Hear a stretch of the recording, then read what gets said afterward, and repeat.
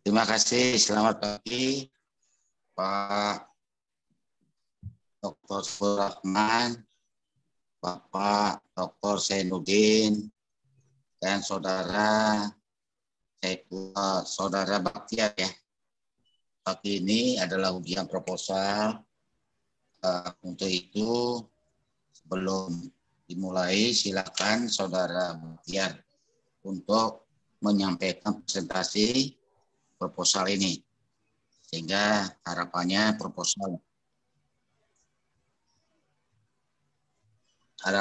ke depan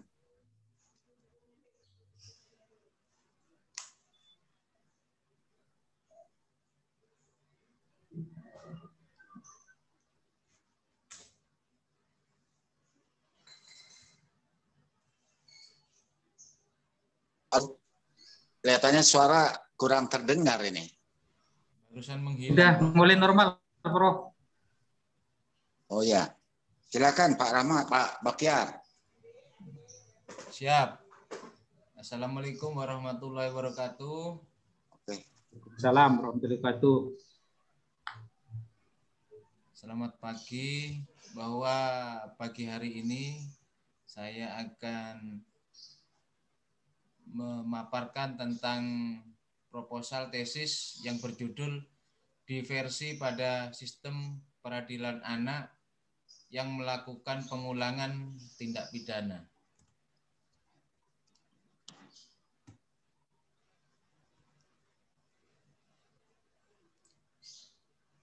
Atas judul yang diangkat tersebut memiliki aspek filosofis, yaitu kenakalan anak yang berujung tindak pidana merupakan nilai moral. Kemudian aspek sosiologis, yaitu anak yang mengulangi konflik dengan hukum berdampak terhadap sistem masyarakat. Dan aspek yuridisnya, yaitu berdasarkan Undang-Undang Nomor 11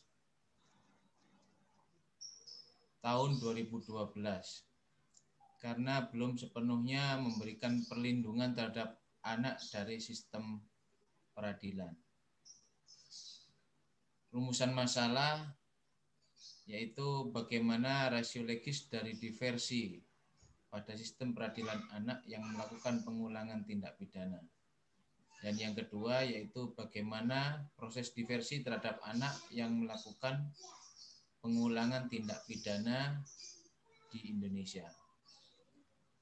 Tujuan dan manfaatnya yaitu memberikan penjelasan sistematis atas aturan hukum yang mengatur mengenai pengulangan tindak pidana yang dilakukan oleh anak dan mengidentifikasi, menjelaskan implementasi diversi sebagai bantuan hukum terhadap residif atau anak yang melakukan pengulangan tindak pidana, dengan harapan dapat bermanfaat bagi para akademisi hukum sebagai sumbangan pemikiran kepada dunia ilmu pengetahuan secara ilmiah. Khususnya hakim, yaitu memberi pertimbangan terhadap putusan dalam peradilan anak, serta bagi masyarakat sebagai pengetahuan tambahan.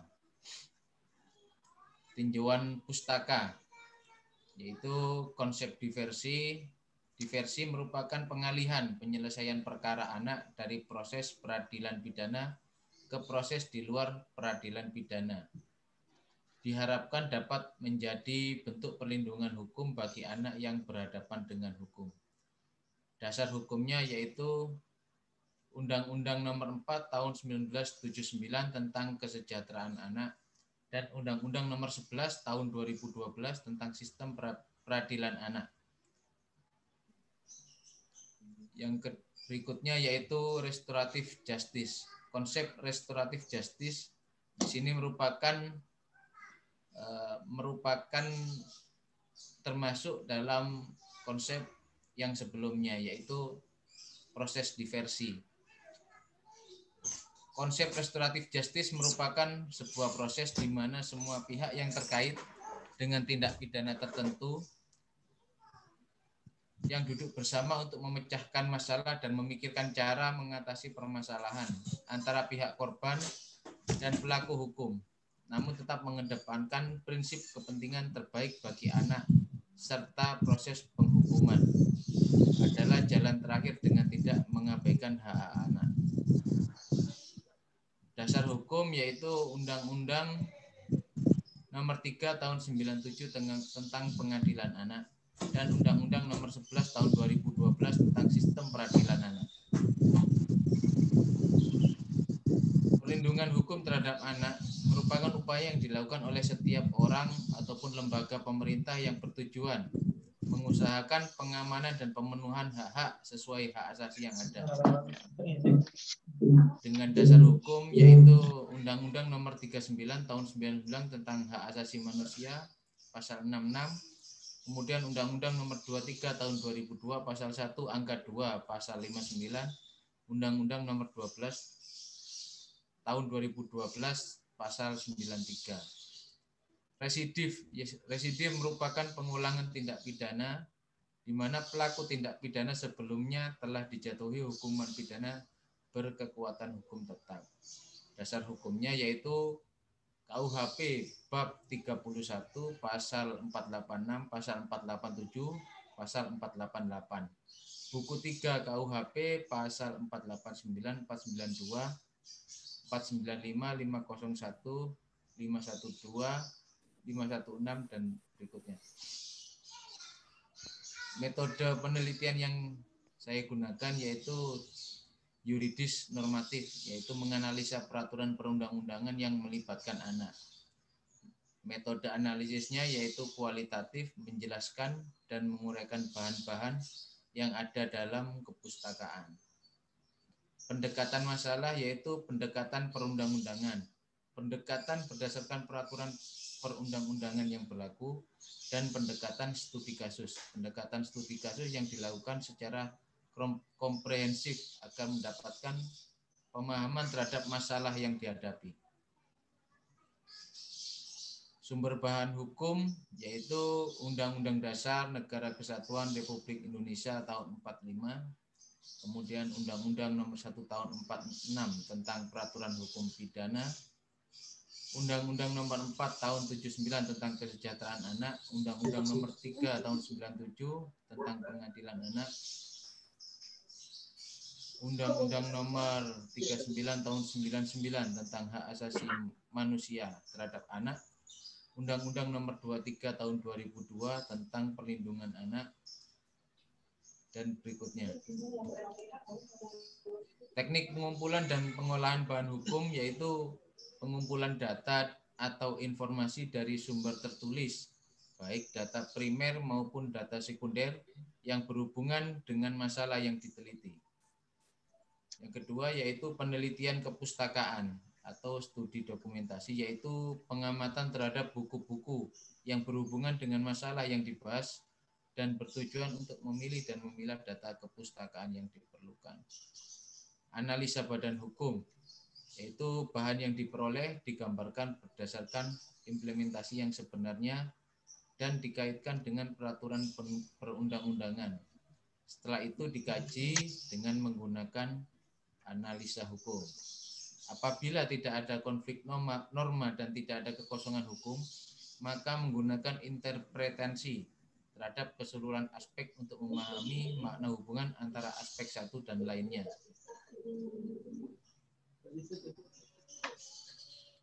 Demikian paparan terhadap proposal tesis tentang diversi pada sistem peradilan terhadap anak yang melakukan pengulangan tindak pidana. Selanjutnya mohon tunjuk.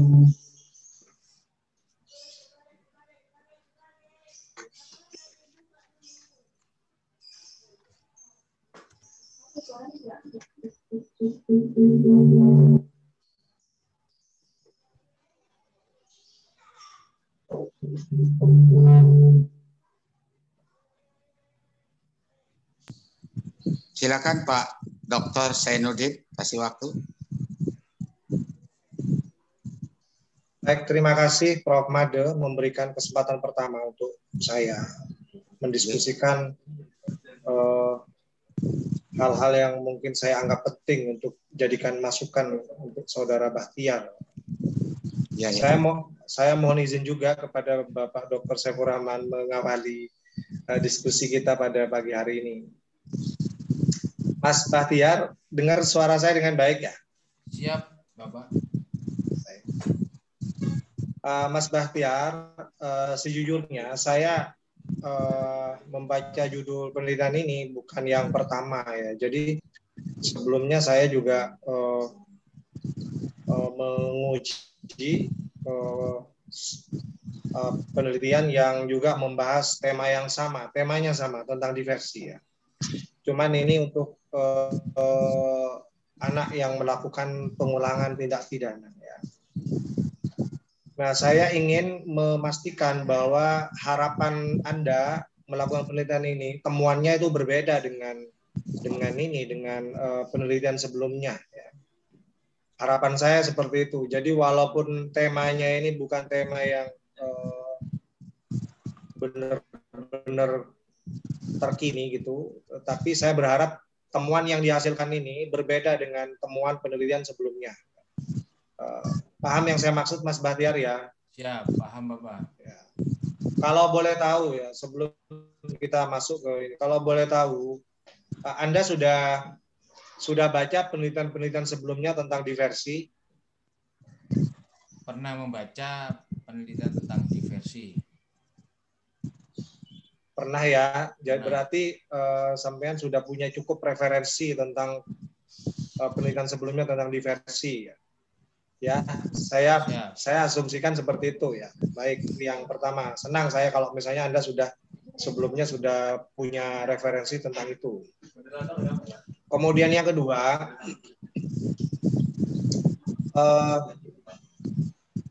saya ingin mengkonfirmasi, ini penelitian hukum normatif apa empiris?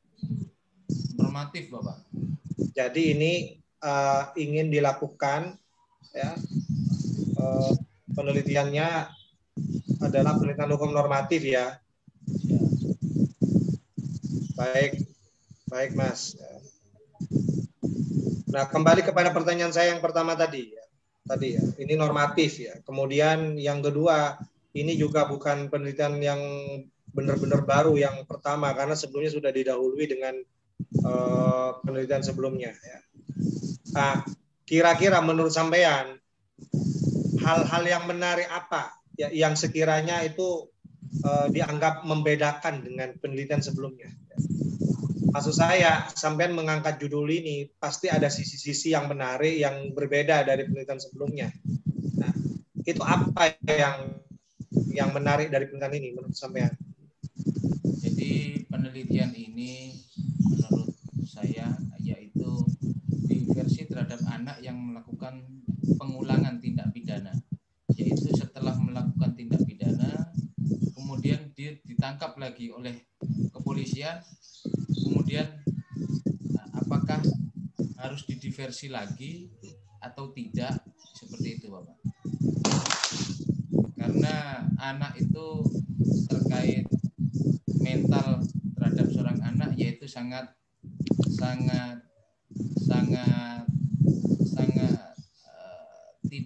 labil, jadi tidak bisa menentu, bahkan bisa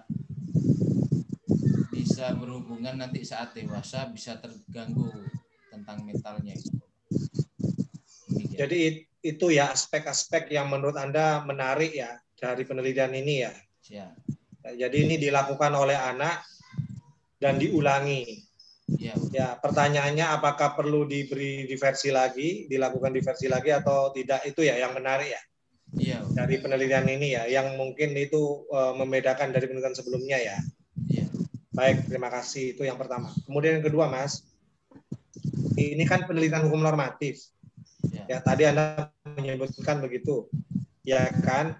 Nah, pertanyaan saya, apa yang bermasalah dari norma yang mengatur tentang diversi? Letak masalahnya secara normatif itu di mana? Kan ini sudah diatur, ini diatur ya tentang diversi kan diatur ya kan. Nah, terutama terkait dengan masalah yang pertama kan ini sudah diatur dan jelas itu diatur dalam beberapa pasal yang disebutkan tadi. Nah, terus masalahnya di mana?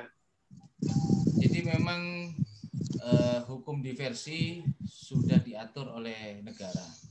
Cuman di sini saya memberikan agar dilakukan penambahan atau jadi kurang lengkap terhadap hukum tersebut. Jadi saya menambahkan sebagai kebutuhan untuk para praktisi hukum itu, Pak. Jadi karena di situ aturan diversi terhadap anak yang melakukan pengulangan pidana itu kurang jelas gitu, Pak. Dan sampai saat ini masih diterapkan yang lama. Jadi setiap anak yang melakukan pengulangan hukum dilakukan diversi lagi, seperti itu, Pak. Berarti isu hukumnya, kalau dari jawaban sampean itu berarti norma yang sudah ada itu belum jelas ya, atau belum belum mampu menjawab permasalahan-permasalahan baru terkait yang lakukan tindak pidana ya. Isu hukumnya itu ya. Jadi di sini saya untuk melengkapi norma tersebut. Jadi karena hukum aturannya sudah ada, cuman untuk pelaksanaannya itu selama ini belum pernah dilaksanakan gitu. Baik, jadi berarti belum jelas gitu ya. Siap. Normanya belum jelas atau Siap. samar atau kabur Samar. gitu kan? Siap, samar. Siap. Itu maksud saya. Jadi isu hukumnya yang disampaikan dalam proposal ini, sampai tadi tegas mengatakan ini ada kekaburan norma, ada kesamaran, diatur tapi masih samar, masih kabur. Ya, ya itu maksudnya kan? Iya, Pak. Oke. Nah kemudian yang kedua, kita masuk ke rumusan masalah Mas Bahtiar. Rumusan masalah yang pertama, coba dibaca. Rumusan masalah yang pertama. Bagaimana rasio legis dari diversi pada sistem peradilan anak yang melakukan pengulangan tindak pidana? Nah, itu masalahnya apa?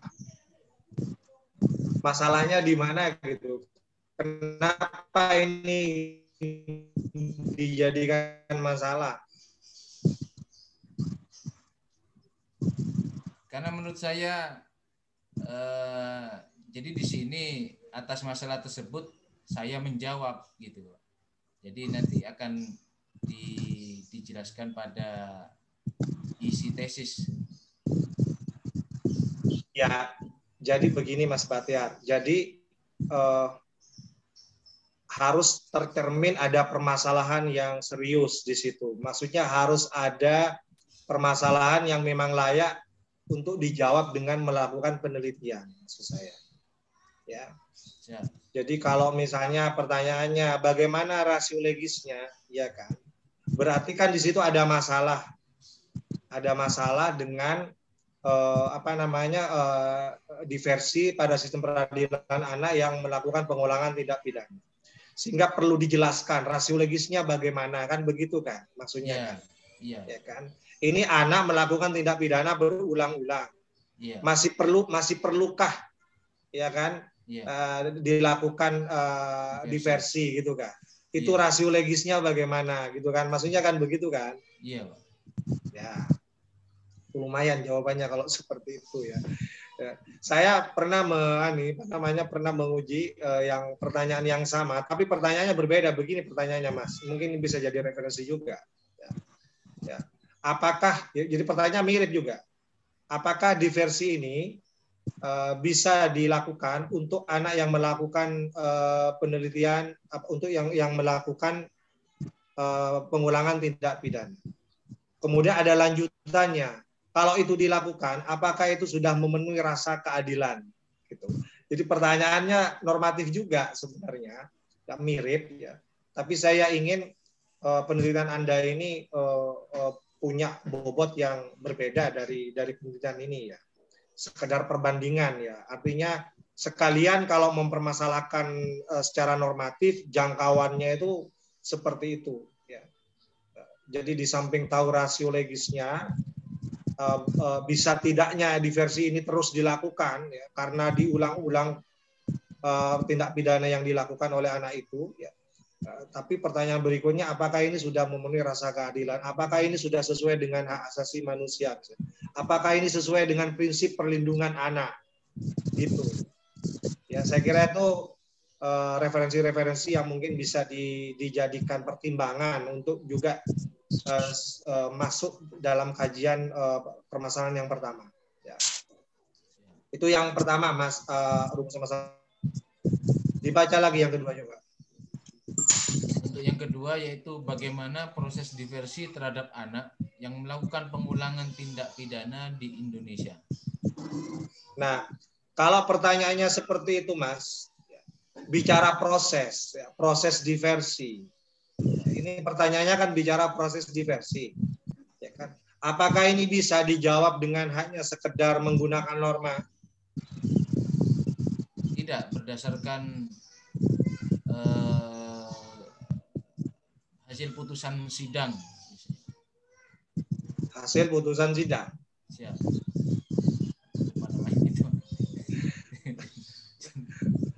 Berarti ini nanti juga pakai itu, pakai bahan hukum primer berupa putusan-putusan pengadilan. Putusan ingkrah mungkin akan kami ambil contoh, misalkan karena di Sumeneb, mungkin di wilayah Sumeneb seperti itu.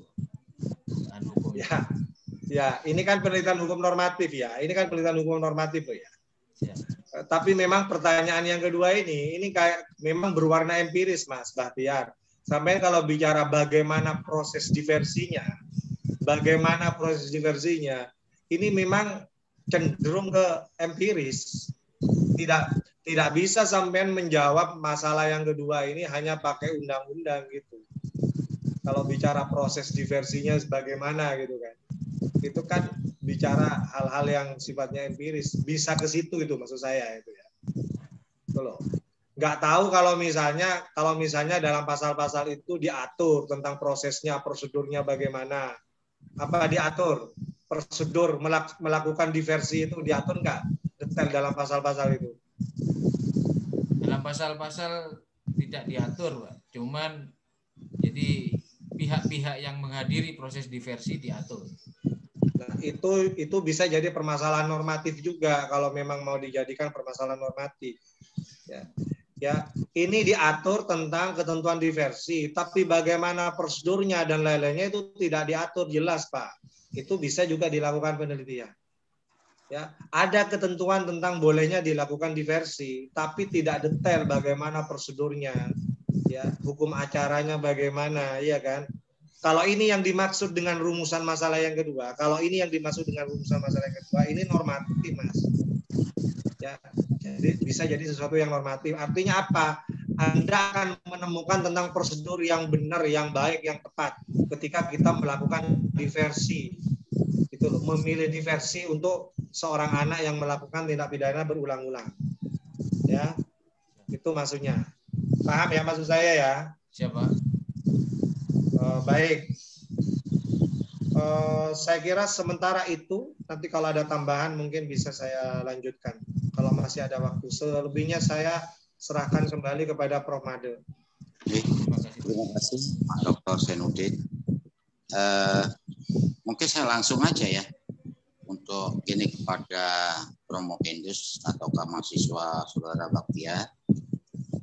Yang pertama itu tolong dicatat lagi bahwa tadi dalam presentasi menjemurkan kata pengumpulan data dan sebagainya, kata-kata data dalam hukum normatif diganti dengan bahan hukum gitu ya. Jadi tidak ada kata-kata data. Ya. Terus tadi sudah dijelaskan oleh Pak Zainuddin, problematik hukumnya itu harus jelas. Samar ataukah tidak diatur dan lain sebagainya, itu harus jelas. Tapi sudah terjawab bahwa problematiknya adalah samar. Kemudian permasalahan yang nomor 1 itu berkaitan dengan rasio legis. Kemudian yang kedua itu proses. Memang kalau proses itu bukan normatif, ya. Mungkin nanti ditinjau kembali apakah berkaitan dengan referensi yang disampaikan oleh Pak Zainuddin tadi disesuaikan, tapi jangan sama, ya. Kalau sama ada istilah plagiat. Mungkin lebih condong itu akibat hukumnya mungkin, ya. Akibat hukumnya. Kemudian problematik. Terus yang berikutnya berkaitan dengan orisinal penelitian. Ini sangat penting bahwa disertasi tesis yang dibuat ini benar-benar beda daripada tesis-tesis yang lain ataukah karya ilmiah yang lain. Jangan sampai sama. Ya. Nah, selanjutnya saya kasih waktu Bapak Dr. Saiful Rahman. Monggo Bapak Dokter.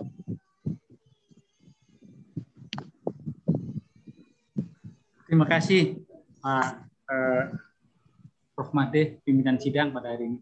Ya,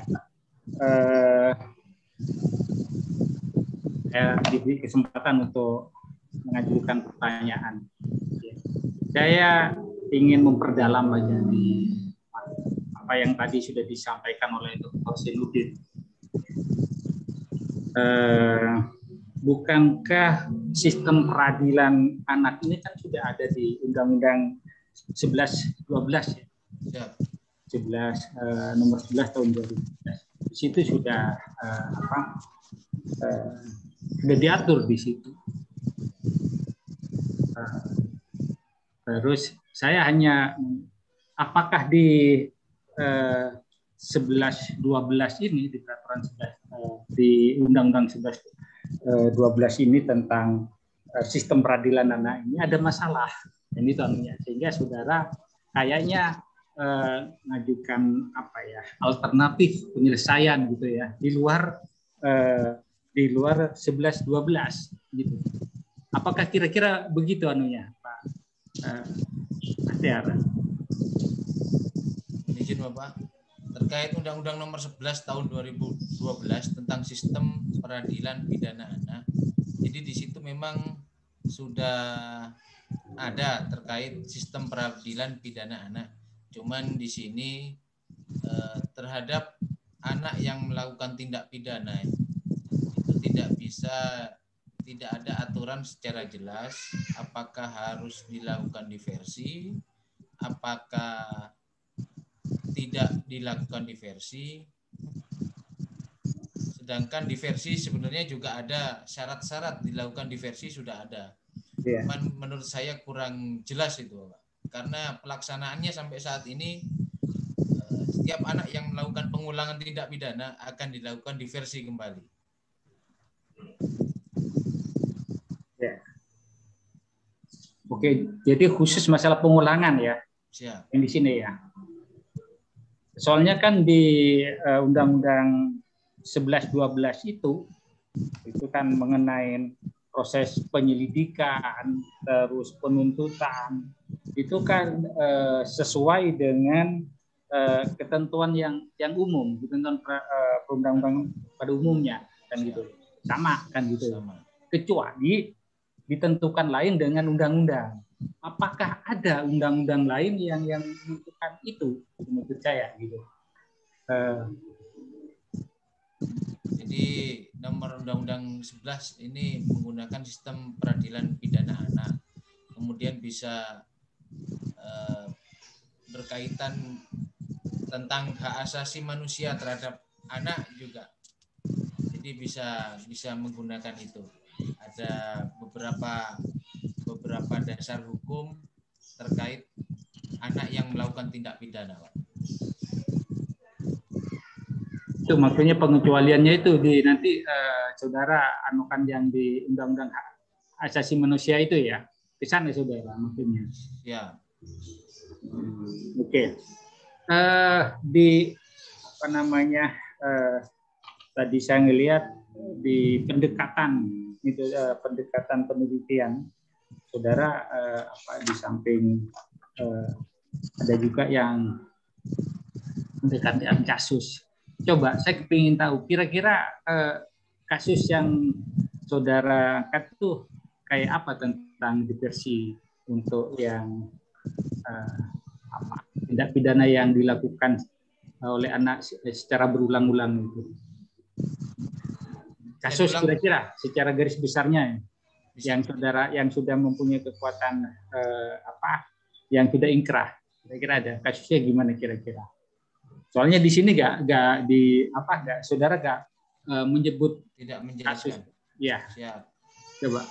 Kira-kira ada beberapa kasus seperti di Pengadilan Hukum Surabaya terhadap anak yang melakukan pencurian mobil tahun 2020 kalau tidak salah. Siap. Kemudian yang 2019 ada anak di bawah umur yang melakukan pencurian mobil yang sempat ditangkap oleh Polres Sumeneb juga, Pak. Kalau tidak salah warga Lenteng gitu, Pak. Begitu, Pak. Oke. Terus putusan pengadilannya gimana? Putusan pengadilannya yaitu tetap karena dia melakukan pengulangan hukum. Kalau yang di Surabaya itu kemudian didiversi, dilaksanakan di lapas anak kalau di Surabaya, Pak. Kalau yang di sini melaksanakan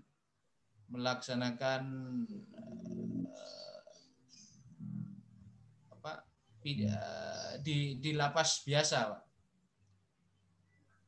Kayak peradilan umum berarti. Siap. Yang di sini, Pak. Berbeda ya, putusan itu berbeda. Siap, berbeda, Pak. Oke. Maksud saya, saudara ingat nggak apa kira-kira pertimbangan hukum untuk yang kasus di Surabaya sehingga dilakukan diversi dengan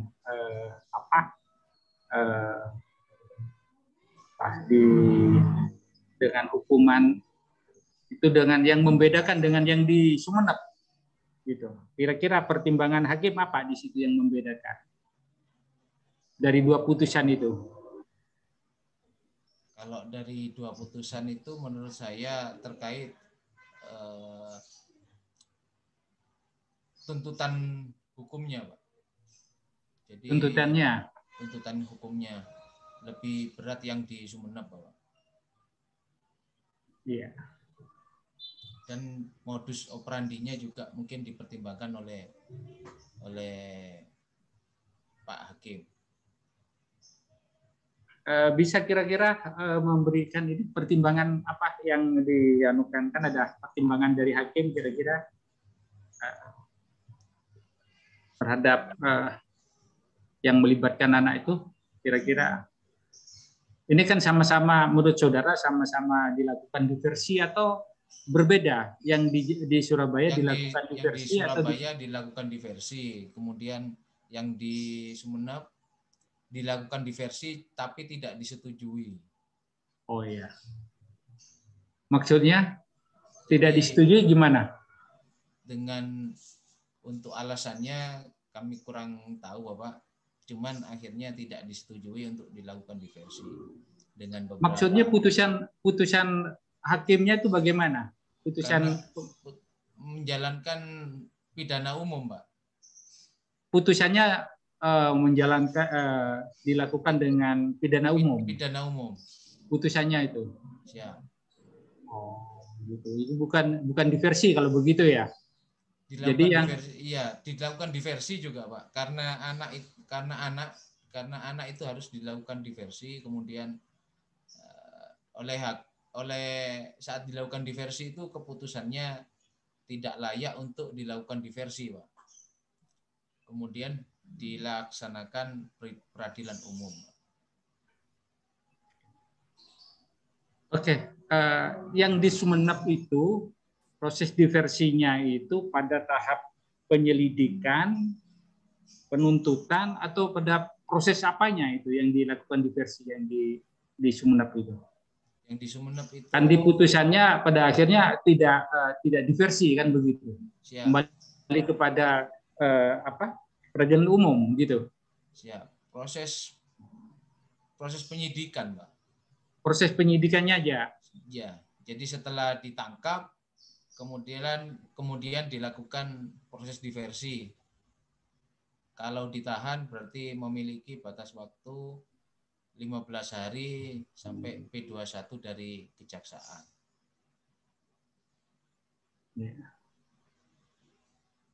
Penuntutan sama penyidikan sama penuntutan yang dilakukan diversi.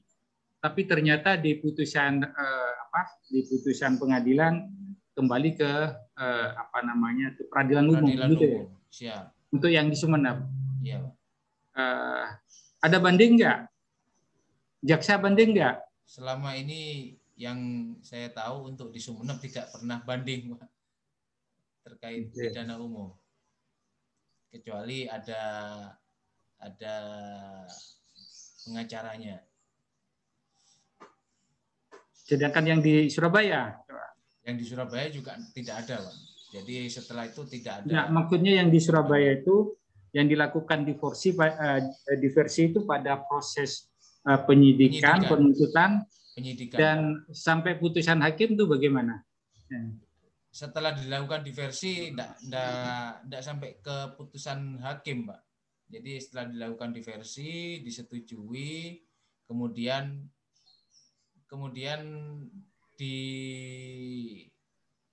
jadi putusannya itu ada di lembaga, jadi dilakukan pembinaan di Lembaga Pemasyarakatan Surabaya.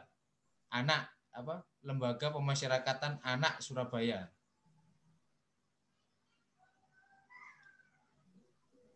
Bahasanya itu lapas anak itu, Pak Rektor.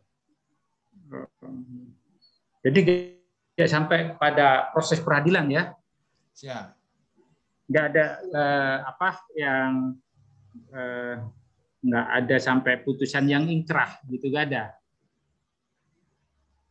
Putusannya seperti itu, Pak. Jadi saya lupa juga, Pak, untuk hasil putusannya karena di situ ada menjalani pembinaan di lapas anak begitu, Pak. Ada nomor putusannya ada, cuman kami masih kurang jelas, Pak. Itu kan menjalanin putusan di di luar LP ya, di luar LP. Itu dasarnya apa? Kan mesti berdasarkan putusan pengadilan. Iya, Pak. Ada putusan pengadilannya itu. Ada putusannya, ada nomornya, cuman saya saat ini belum dianu sama saya, Pak. Saya lupa, Pak.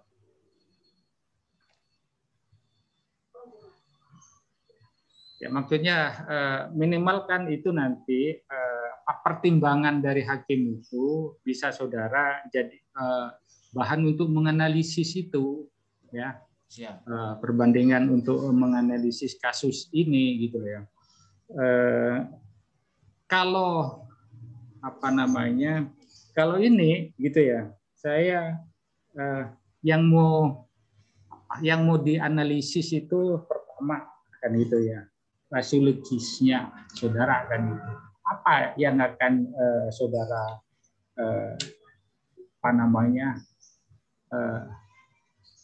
rasiologis dari putusan diversi kan tentunya saudara harus melihat dari pertimbangan hakim itu, ya.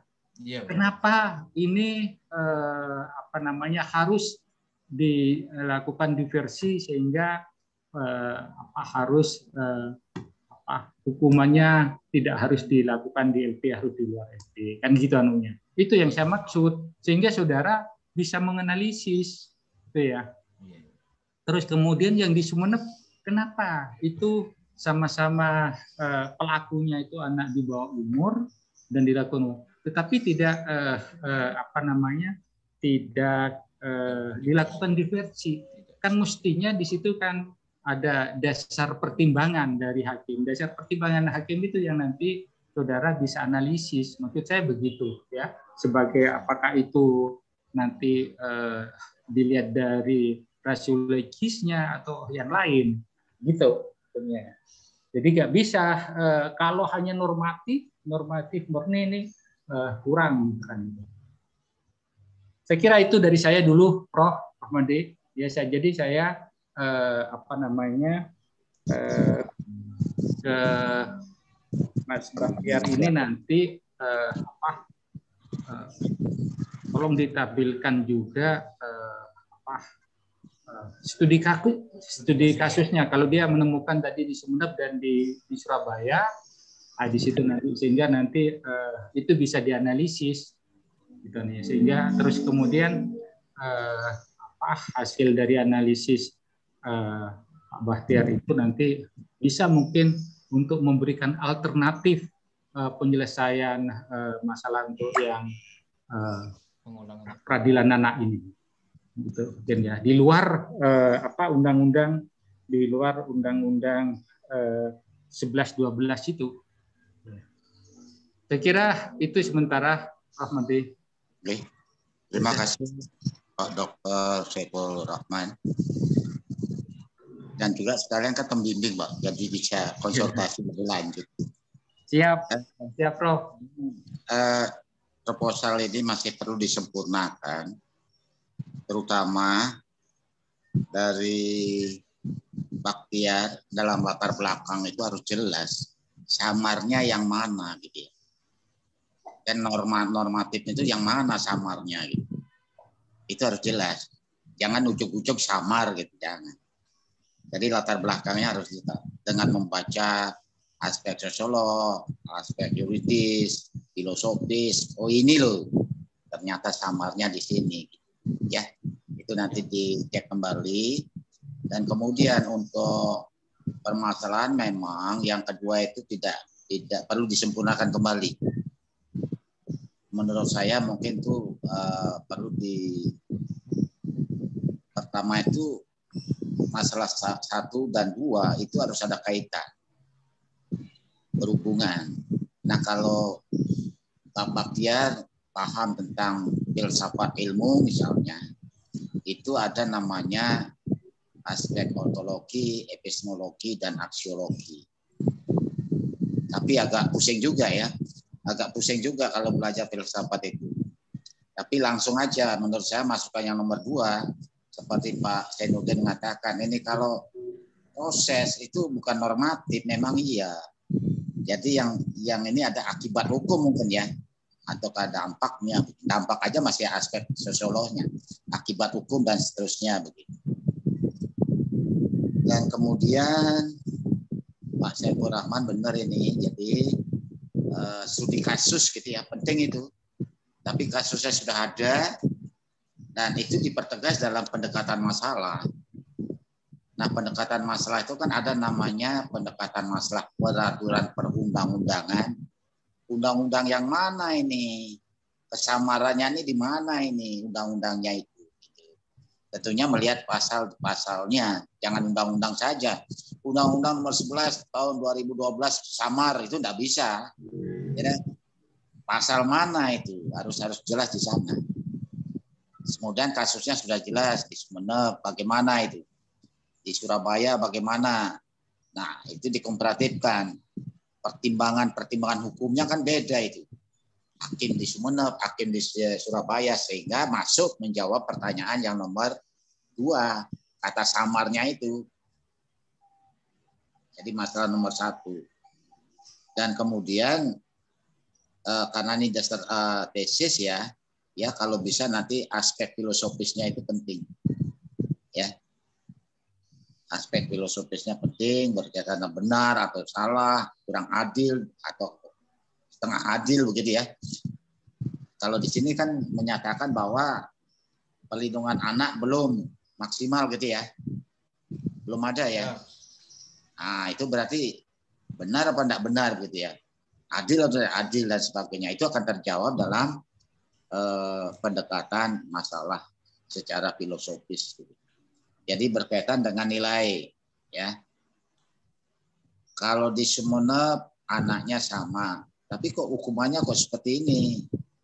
Ya, kasusnya sama. Di Surabaya kasusnya juga sama, tapi nah itu namanya filosofinya, itu nilainya gimana tuh? Nilai-nilai keadilannya, kebenaran dan sebagainya. Jadi masukan-masukan dari Pak Zainuddin, Dr. Zainuddin, dan sekalian ini Pak pembimbing juga ya. Mudah-mudahan dengan masukan yang luar biasa, yang sangat penting ini saya sering jumpai ini kata-kata data itu loh. Kalau saya saya dengarkan aja tadi pengumpulan data. Sekedar saya, aku ada data ya. Mungkin saya lewat baca itu. Ya, tolong diperbaiki ya kata data itu menjadi bahan hukum. Siap. Pak Baktiar. Siap. Ya. Ganti itu bahan hukum. Karena ini adalah normatif. Kalau ekonomi gitu data ya. Korelasi begitu. Kalau ini kan tidak ada data. Saya rasa cukup Bapak. Ada yang masukkan lagi Pak Dr. Zainuddin? Monggo Bapak. Halo? Pak Dr. Zainuddin? Bisa terima suara saya? Halo? Halo? Pak Saiful Rahman? Oke, Pak. Pak Zainuddin, ada masukan Pak? Halo? Halo. Iya Pak. Iya, Prof. Nih, ada masukan lagi Bapak? Saya sedikit Prof, 1 menit Prof. Silakan Pak. Ya, Mas Bahtiar, tadi dicatat ya apa yang disampaikan oleh Bapak Dr. Saiful Rahman ya. Siap, tentang perlunya menghadirkan kasus. Walaupun bukan studi kasus, Mas, tapi boleh menggunakan pendekatan kasus itu boleh. Ya. Jadi walaupun ini bukan studi kasus, tapi bukan boleh menggunakan pendekatan sosial untuk dijadikan bahan analisis ya, untuk memperkuat argumentasi hukum ya. Itu perlu kan, karena ada pemahaman di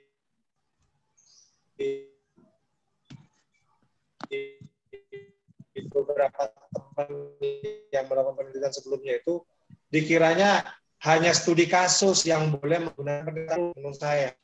Ya. Pendekatan kasus. Selama itu bisa untuk membantu kita ya, untuk menganalisis permasalahan, menjawab permasalahan, membangun argumentasi hukum yang yang ditulis, saya kira itu boleh kalau menurut saya. Ya. Kalau saya yang bimbing, saya yang menguji, saya setuju saja gitu. Ya. Siswa yang memahami bahwa nggak boleh pakai studi pendekatan kasus kalau bukan studi kasus. Ya. Apalagi studi kasus, Mas. Kalau studi kasus ya wajib pakai pendekatan kasus gitu loh. Ya. Siap. Terima kasih, Bapak. Itu mungkin hal yang penting yang perlu saya sampaikan karena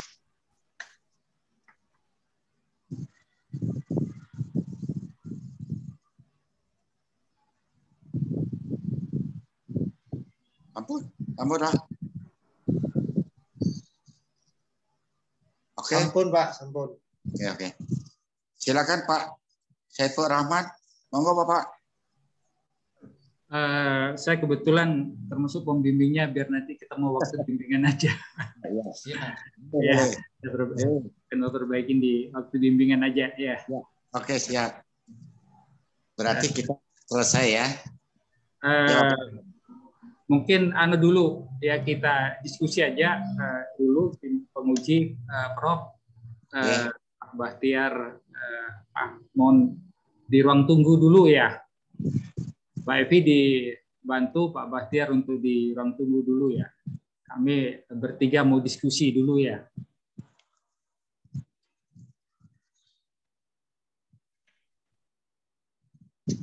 Mas Fikri dibantu, Mas Fikri. Pak Evi.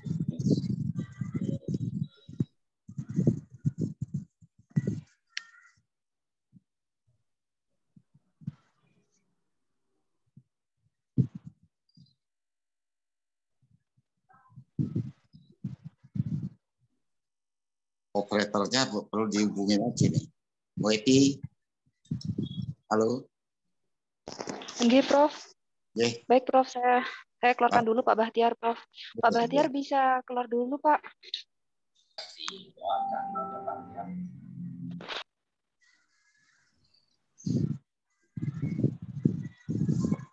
Sudah, Prof. Silahkan, Prof. Matur suwun. Monggo Bapak-bapak. Kalau menurut saya, jangan saya dulu, Bapak Zainuddin dulu. Pak Zainuddin. Pak Zainuddin, monggo.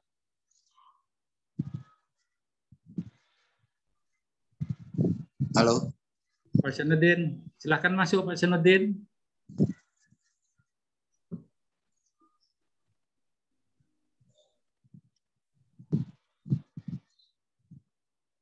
Mbak Evi, tolong dibantu Pak Zainuddin. Iya, Pak.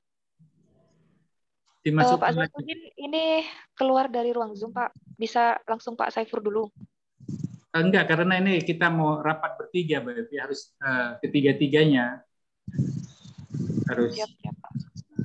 Dimasukkan lagi.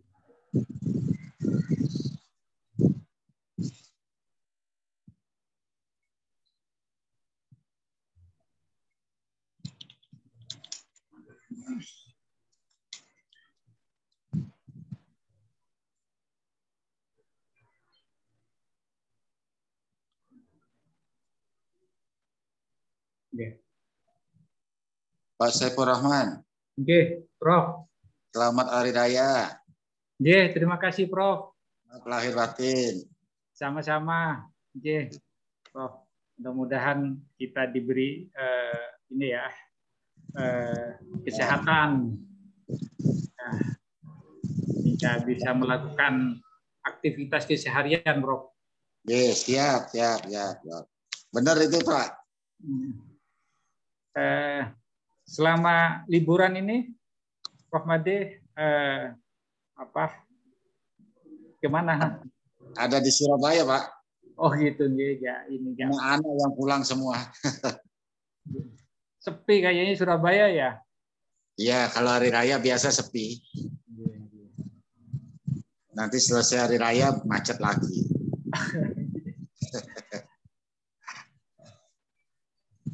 Gimana, sehat-sehat semua, Pak? Alhamdulillah, Pak. Ini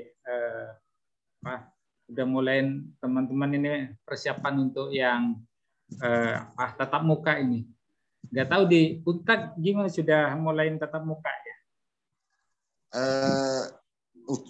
Untuk kelas saya itu yang kemarin itu selama UTS sampai UTS ya, itu online. Setelah UTS offline. Berarti sudah 1 minggu ini jalan, Pak. Tetap muka. Itu 100% semester terbatas apa sudah 100% yang tetap muka? Ya karena kelasnya kan berkisar 40. Iya. Jadi satu ruang itu cukup.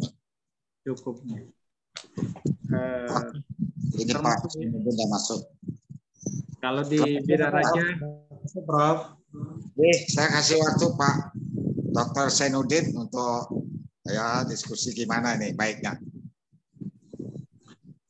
Kalau menurut pendapat saya, apa yang ditulis atau yang diusulkan oleh Mas Bahtiar ini masih layak untuk dilanjutkan, Prof.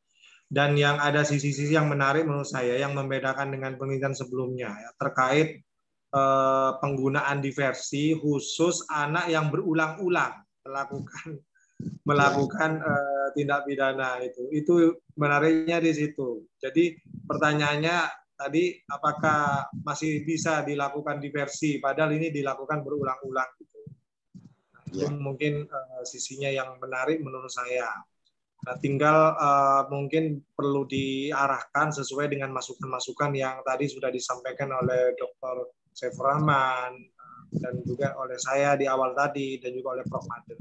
Saya kira itu menurut pendapat saya, Prof. Jadi ini tetap layak untuk dilanjutkan menjadi penelitian tesis. Oke, terima kasih Pak Zainuddin. Pak Rahman. Saya sependapat dengan Pak Dr. Zainuddin.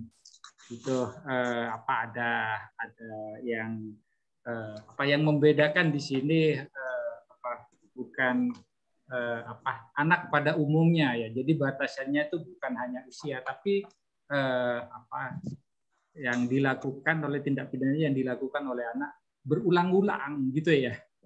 Jadi sudah di sini titik poinnya di pengulangan itu di situ.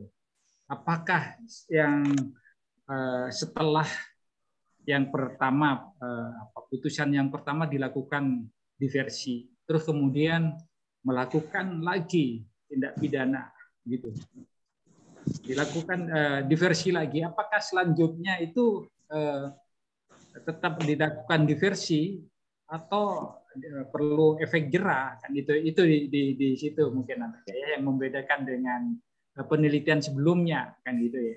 Kalau penelitian sebelumnya itu kan anak secara umum gitu, tapi di sini ada yang kekhususannya yaitu yang melakukan tindak pidana secara berulang. Itu saya kira sehingga layak untuk dilakukan. Layak ya Pak ya. Okay. Jadi kalau Pak Zainuddin mengatakan layak, Pak Hizbur Rahman menyatakan layak, saya kan tidak boleh menyatakan tidak layak. Tidak boleh. Jadi apa yang Bapak sampaikan ini memang, dan orangnya memang istilahnya tinggal memantapkan aja dia. Jadi memantapkan dalam penulisan. Apalagi dia kalau nggak salah polisi juga gitu ya. Polisi, Prof. Ya. Nah, polisi dia, Prof. Kanit itu Prof. Kanit Reskrim kalau nggak salah. Oh iya, apalagi gitu dia hanya memantapkan aja sebenarnya itu. Dan ini pun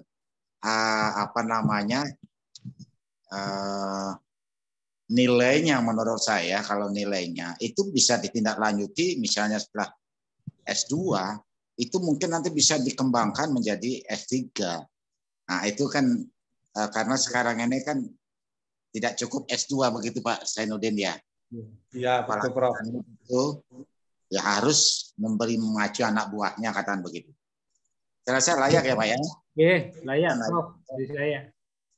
Silakan Pak Epi, Pak Bahtiar. Baik Prof, ini sudah mau bergabung Pak Bahtiar Prof. Ya.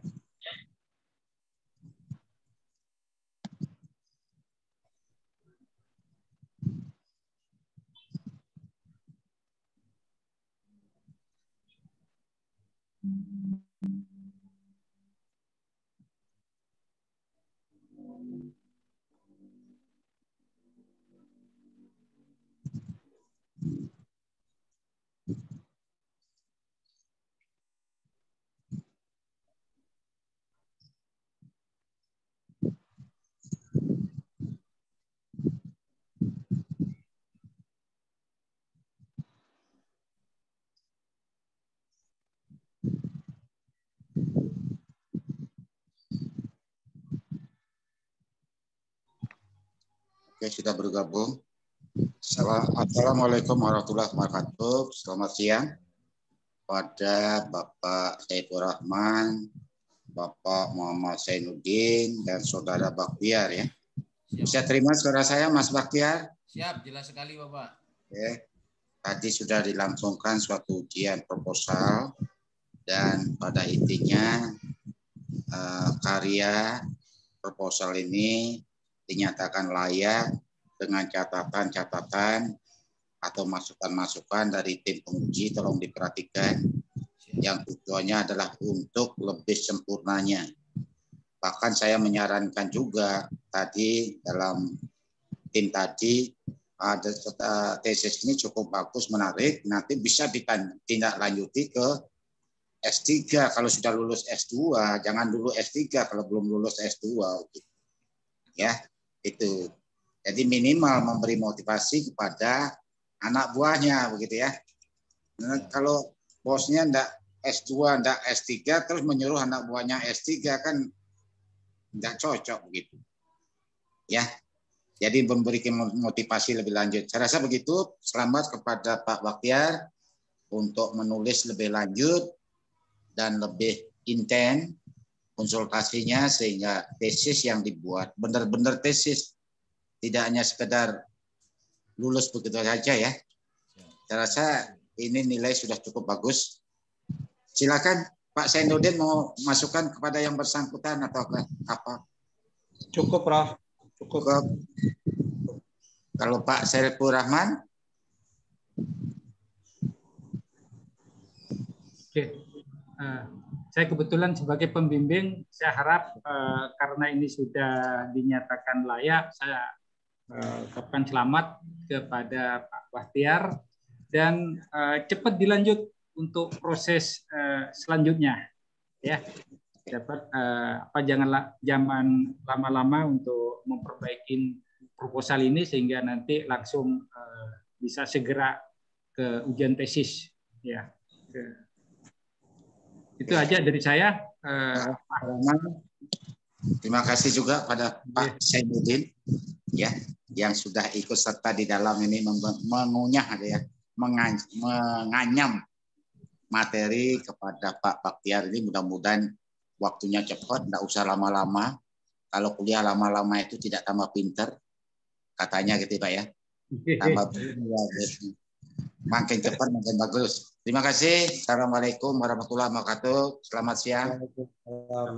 Sejahtera. Silakan Pak Bahtiar. Terima kasih Bapak. Oke, cukup. Kita kembalikan Pak Ibu Epi. Terima kasih Bu Epi. Baik, terima kasih Prof. Made. Saya ucapkan selamat buat Pak Bahtiar sudah selesai mengikuti ujian proposal tesis. Dan sekali lagi saya ucapkan terima kasih juga kepada Prof. Made selaku pembimbing utama, Pak Saiful Rahman selaku pembimbing kedua, dan juga Pak Dr. Zainuddin selaku penguji ketiga. Saya akhiri ujian proposal tesis hari ini. Assalamualaikum warahmatullahi wabarakatuh. Waalaikumsalam warahmatullahi wabarakatuh.